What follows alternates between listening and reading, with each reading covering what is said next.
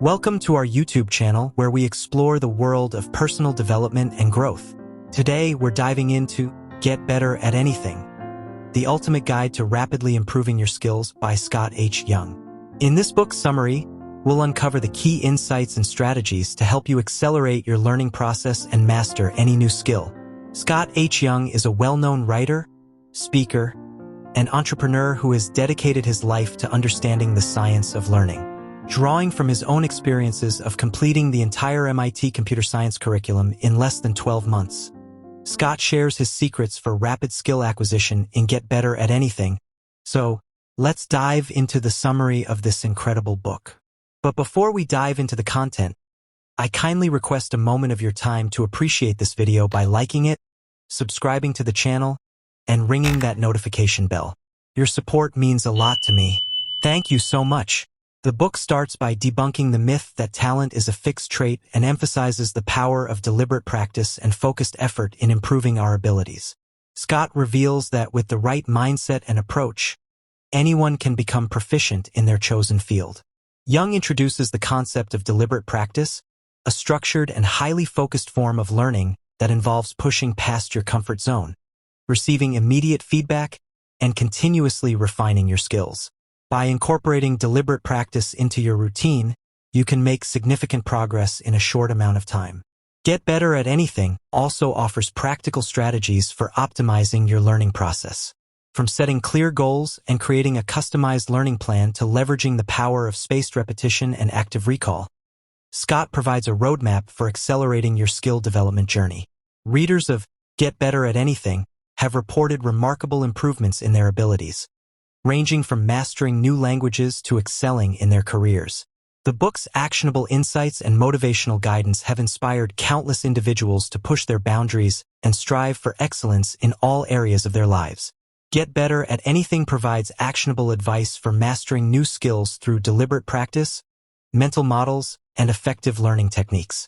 Scott H. Young emphasizes a structured approach to achieve significant improvements in any area.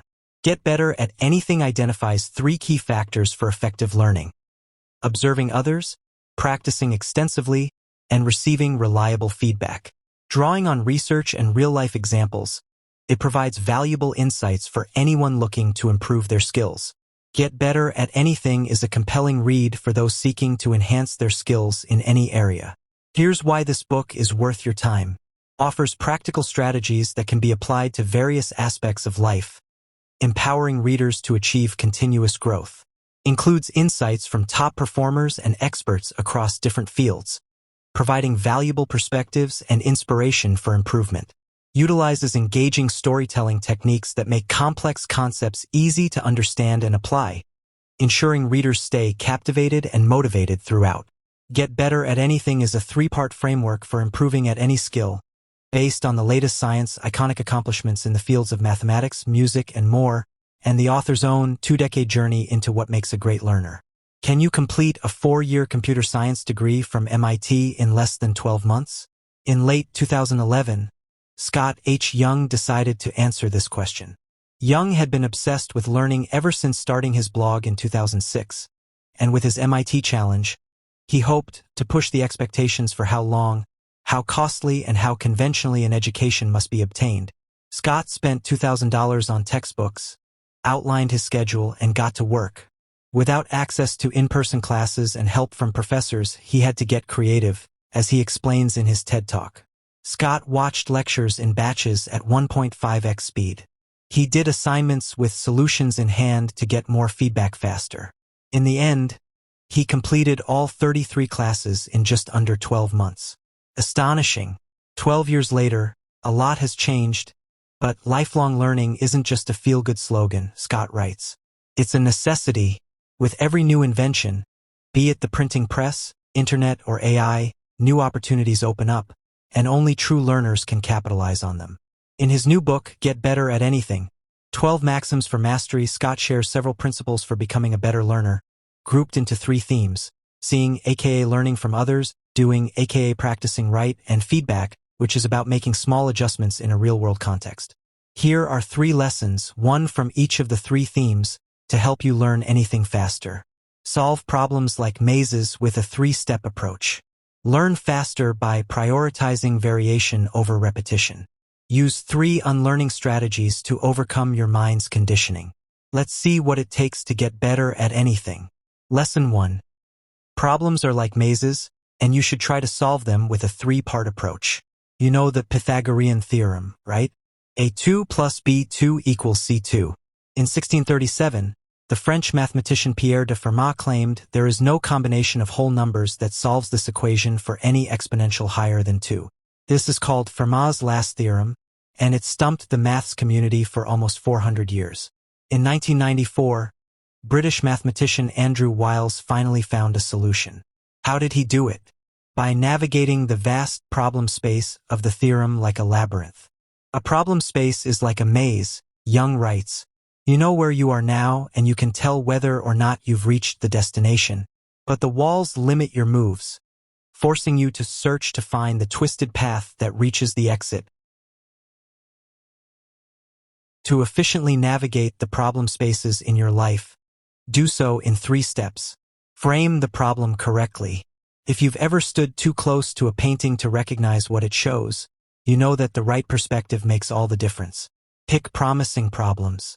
While it's impossible to know which problems are impossible to solve, we should do our best to pick ones where we can see a path to a solution. Explore the problem space 1 room at a time. This is exactly what Wiles did. He equates mathematics to stumbling around in a dark mansion, bumping into furniture, until one day you find the light switch. Often, solutions add up slowly over time, then come to us all at once. The next time you face a big problem, think of it like a maze, and try this 3-step approach. Lesson 2. In your practice, prioritize variation over repetition for faster learning. In my decade-long career as a writer, one big mistake I've seen others make is to never change the simplest variable in their writing: length. Some people crank out 2-minute read after 2-minute read only to be met with silence. Well, why don't you try a 4-minute one? How about 8? How about 15? Me, I sometimes published a 2-minute poem, sometimes an 8-minute essay. Experimentation helped me find out what the audience liked and kept writing fun. Young agrees that in learning, variation is more important than repetition. After investigating how the 1940s jazz scene in New York produced so many legendary musicians, he found that variable practice is one of the best strategies to promote transfer of skills to new contexts. Here are 4 ways you can incorporate variability into your practice. Shuffle what you learn. Simply randomizing the order of what you're working on in any given session already boosts creativity. Play with more performers. Like the jazz players jamming with random studio visitors, expose yourself to more scenarios. Learn the theories. Every modern writer can learn something from Shakespeare, and every bit of theoretical knowledge gives you more ways to frame a problem correctly, as we discussed before. Get it right, then vary your practice. It's hard to draw the line on when exactly you should switch from repetition to variation, but it rarely hurts to do both, especially once you get your current unit of practice right most of the time. Yes, consistency matters, but in the long run, without experimentation, you'll stop evolving. Prioritize variation over repetition. Lesson 3. Reset your conditioned brain with 3 unlearning tactics. In Feel-Good Productivity, Ali Abdul described how most people are stunted by the candle problem. Given a box of thumbtacks and a candle with the task of attaching the candle to the wall, most people try to nail the candle directly. Instead, they could just attach the thumbtack box and put the candle inside. As we grow up, our minds become conditioned to always view certain situations in a specific way. If we really want to get better, however, we'll often have to unlearn what we think we already know. Improvement doesn't happen in a straight line, Young argues. Wherever we need to start from scratch, Scott suggests 3 strategies for unlearning. Add new constraints. Write a post in only 100 words, or bulk it up to at least 4,000. Wear weights on your wrists. Finish a task in a limited time, and so on. Get a coach. Find someone who can give you an outside perspective and relevant feedback. Sometimes others instantly see what we've missed for decades. Renovate instead of rebuilding. Don't completely abandon everything you know. Replace particular ideas and habits one at a time until you find a new approach that works. See, do, get feedback. Those are the 3 steps to getting better at anything. When we're able to learn from the example of other people, practice extensively ourselves, and get reliable feedback, rapid progress results, Scott writes. We may not become the best, but we can still be a little better at the things that matter most to us. And often, a little better is enough. Get Better at Anything is a great roundup of the latest research in learning, filled with inspiring examples, unusual lessons, and a solid, methodical approach to improving at any skill. Well done, Scott. Those are the individuals who truly deserve to immerse themselves in this remarkable book. Anyone who wants to learn something new and doesn't know where to start. Those who have stalled on their learning journey. Does striving for excellence mean simply producing more and hoping for a breakthrough? In Get Better at Anything, Scott H. Young challenges this notion. The author explores strategies for rapidly improving skills through careful study of examples, adapting practices from role models, and tailoring routines to specific contexts. Young proposes that true expertise requires extensive practice in real-world settings, not just idealized conditions. He examines the pitfalls of relying too heavily on experience and navigates the balance between quality and quantity when pursuing creative endeavors. Combining research insights with practical techniques, this guide aims to help readers accelerate their progress toward mastery. Studying examples and engaging in deliberate practice are essential as they play a significant role in improving skills. This section explores the importance of honing new skills by examining case studies, conducting thorough evaluations, and imitating the practices of others. Young emphasizes our ability to accelerate our improvement beyond what we could accomplish individually by learning from observing others. The passage examines the importance of using role models to overcome challenges, emphasizing the need to understand and absorb essential tenets, and to identify common patterns that apply across different situations. The capacity to develop new abilities can be greatly enhanced through the observation of examples and learning by watching. Humans are uniquely skilled at learning from the actions and knowledge of others, allowing us to progress much faster than individual invention alone. Young emphasizes our remarkable ability to absorb wisdom from those around us, which significantly strengthens our capacity to tackle challenges. He suggests that learning new skills can be significantly accelerated by observing and learning from others rather than developing approaches alone. We can use the significant findings and advancements of those who came before us as a stepping stone to broaden our perspective and hasten our progress. Young emphasizes research indicating that while some creatures like crows are adept at tackling specific problems, it is the young children who are particularly skilled at mastering intricate skills by observing and emulating their elders' actions. Scott H. Young suggests that our innate ability to imitate forms the foundation of human inventiveness, which facilitates the swift dissemination and assimilation of sophisticated abilities, such as reading and the application of high-level technologies. Start a lesson log where you jot down one takeaway from a historical or contemporary figure each day, focusing on how their experiences or insights could apply to your daily life or work. This practice encourages you to actively seek out and reflect on the wisdom of others, rather than passively reading about it.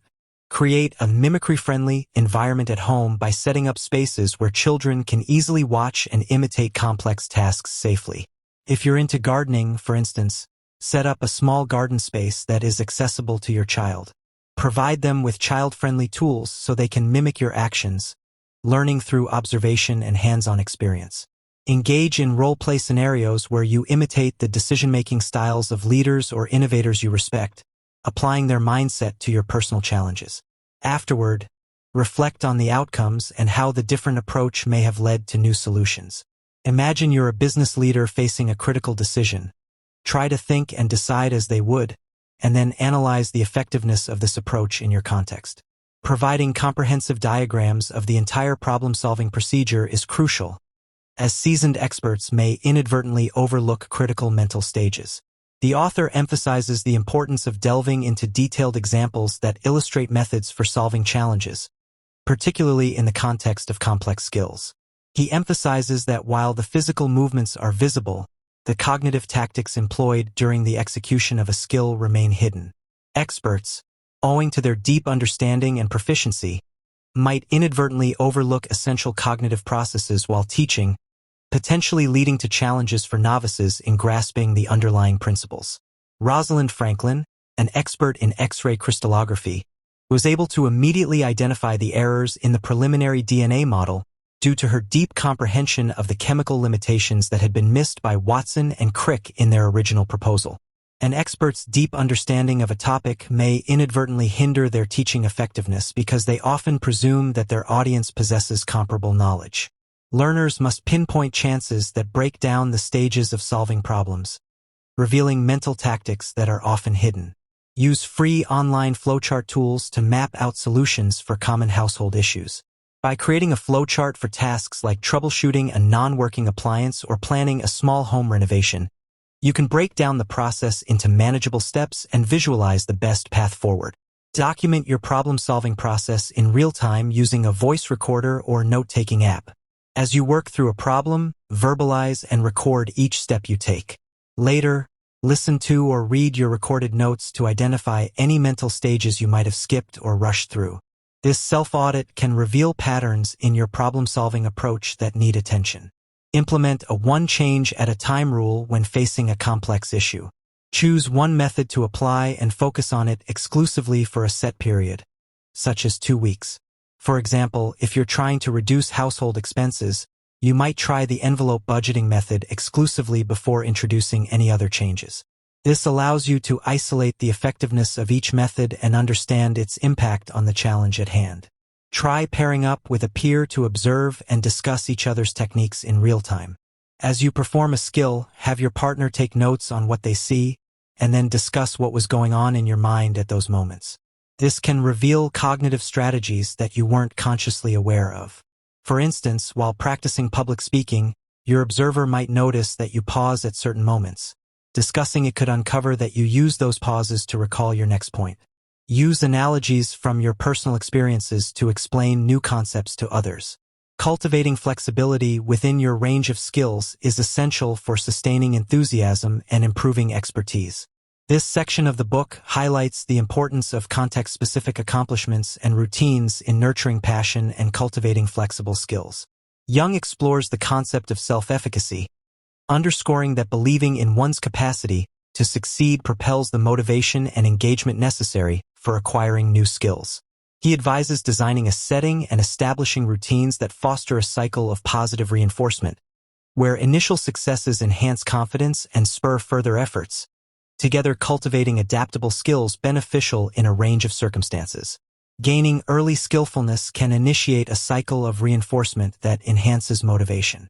Enhancing key skills, for instance, reading, fosters subsequent intellectual development, which in turn creates a positive feedback loop of progress. Young underscores the significance of initial proficiency achievements, especially in areas such as reading, in fostering motivation and cultivating subsequent educational triumphs. He underscores research showing a strong link between early development of reading abilities and subsequent growth in overall cognitive skills. Gaining insights from experts can be challenging due to the tacit nature of their proficiency and the uniquely defining abilities required. This segment explores the difficulties associated with acquiring knowledge from specialists, highlighting the unseen barriers that arise from unspoken understanding and the intrinsic particularity of abilities. Young argues that although mastery is admirable, it frequently relies on tacit knowledge and ingrained convictions that might escape the grasp of newcomers to the discipline. When certainty is lacking, placing too much trust in past experiences can lead to an inflated sense of one's capabilities and subpar results, as natural reactions frequently stumble amidst the complex and nuanced feedback encountered in actual situations. The proficiency of individuals frequently remains unrecognized.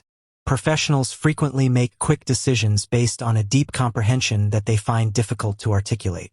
Scott H. Young explores the intricacies of learning from highly skilled people, focusing on the subtle aspects of understanding what it means to be an expert. He argues that experts often rely on tacit knowledge, unconscious intuitions developed through extensive experience, that they struggle to articulate explicitly. The complex relationship between the quantity of art produced and the quality of the resulting creations. This section explores the complex interplay between the quantity of inventive work produced and its quality, particularly in disciplines that demand creative effort. Young disputes the idea that creators are forced to decide between crafting a few works of exceptional quality and generating a large body of work that may not be as refined. Scott H. Young suggests that the exceptional volume of work produced by individuals who are both highly creative and successful is a sign of their excellence and distinguishes them as remarkable. Achieving excellence through diligent efforts. Individuals who stand out and wield considerable sway across diverse domains typically generate a substantial body of work, suggesting that an increase in their output of creative endeavors is frequently associated with enhanced quality. Young challenges the misconception that a solitary mastermind is behind the creation of merely a few outstanding works of exceptional quality. Creators of the highest distinction in diverse domains, ranging from innovators such as Thomas Edison to artists akin to Picasso, consistently attain extraordinary productivity levels. Let's continue exploring the insights of this remarkable book. There's no limit to what you can learn, from quantum physics to backgammon, to Hungarian or silversmithing. Even close-up magic and tap dancing are within your reach. The important thing is not what you learn, but how you learn it. Whatever the skill is that you want to acquire, you'll learn it quicker and better if you understand the learning process itself. This insight lays out 3 key learning steps that are crucial for acquiring and perfecting any new skill. Seeing how the experts do it, doing it for yourself, and seeking feedback to improve your performance. Once you've grasped how these steps influence learning outcomes, you'll be able to leverage them on your own learning journey. So, ready to skill up on skilling up? Then let's get started. 1. Want to perform better? See, do, and seek feedback. If you've ever played the classic video game Tetris, you'll know the aim is to manipulate colorful shapes composed of 4 square blocks into horizontal lines, winning points for each line you complete. What you might not know is that Tetris can tell us something profound about how we are wired to learn and improve skills. Tetris was developed in 1984 by a Soviet computer scientist called Alexei Pajitnov. Passed along from one floppy disk to another, it reached enormous popularity in the Soviet Union and, eventually, around the world. For 2 decades, avid players tried to reach 999,999 points, the top score possible in the game. In 2009, after years of dedicated practice, a player called Harry Hong became the first person in 25 years to achieve the maximum score. In 2020, Joseph Saley achieved the maximum score 12 times over the course of a single Tetris tournament. Another 40 players at that same tournament also achieved the maximum score at least once.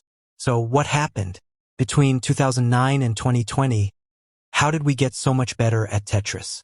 Well, 3 fundamental things shifted. First, the advent of YouTube made it easy for top Tetris players to share their record-breaking performances. Before online video sharing, top Tetris players submitted record-breaking results to a video game record database called Twin Galaxies. Twin Galaxies would then post players' top scores online. On YouTube, players could directly upload videos of their world record performances. Twin Galaxies only ever posted game results. On YouTube, actual footage of the full match was available. This meant other players could see how these champions were playing, as well as what their final results were. Through live streams, top players were sharing their tactics, hacks, and even their hand movement techniques with an interconnected group of enthusiastic Tetris players around the world. Second, as the audience for live-streamed video game performances grew, top players were incentivized to practice, as they streamed more and more content of themselves playing the game. In other words, these expert players racked up a lot of hours of gameplay. Third, the proliferation of video footage, as well as online forums devoted to the game, led to the creation of an informal database of specialized Tetris knowledge, a database that even the top players themselves benefited from. For example, many champion players didn't know it was possible to execute a maneuver known as a T-spin, where the T-shaped Tetris block is rotated, until this knowledge was shared online. Now, even newbie players are aware of this strategy. These 3 factors map neatly onto what we're going to call the 3 keys to getting better at anything. See, do, and seek feedback. Let's break them down. First, we learn better when we see what the experts do. Tetris players rapidly improved their performance when they were easily able to see how expert-level players were approaching the game. Next, we need to do the thing we want to get better at over and over again in order to improve. As champion Tetris players live streamed their games, they accumulated hours upon hours of practice. And finally, we improve our performance through incorporating feedback. YouTube comments sections and online Tetris forums functioned as feedback channels. Players used this feedback to adopt new techniques and styles of play, iterating and improving their performance. In the next 3 sections, we'll take a deep dive into these 3 keys for improving performance, uncovering detailed strategies for seeing, for doing, and for seeking feedback. 2. See, exploit the power of imitation. 3. Do, leverage productivity to achieve breakthroughs. Leonardo da Vinci and Pablo Picasso are both recognized as artistic geniuses, yet the 2 men had very different modes of working. While each painted their share of masterpieces, like da Vinci's Mona Lisa or Picasso's Guernica, da Vinci was far from prolific, finishing less than 24 paintings in his lifetime. Picasso, on the other hand, finished around 13,000, yes, really 13,000 original paintings. Which creative model should you emulate if you want to achieve greatness? According to the data, creatives, scholars, and entrepreneurs who operate like Picasso are far more likely to find success than those who work like da Vinci. Quantity matters more than quality. Or, more accurately, quantity begets quality. For learn how to unlearn. Tiger Woods had just won his first Masters by 12 strokes, which is a lot.